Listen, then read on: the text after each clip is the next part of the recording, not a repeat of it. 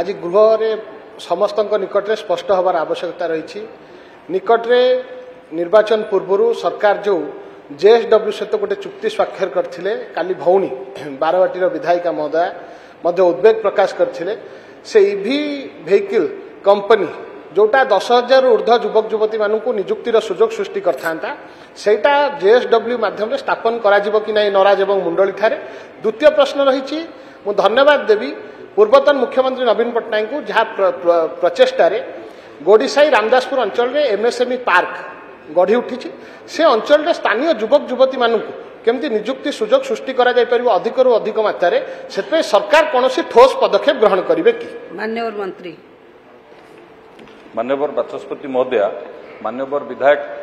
जो दुईटी कथा रखिले गोटे जेएसडब्ल्यू ईवी कथा रखिले एवं तांको समय रे जो शिल्प संस्था सब आस्थिले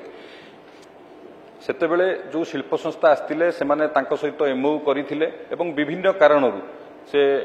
गोटे शिल्प आरंभ करिया पूर्व विभिन्न प्रकार क्लियरेंस आवश्यकता थाए एवं विभिन्न जगार मध्य जमीर डिस्प्यूट थाए से कारणरू शिल्प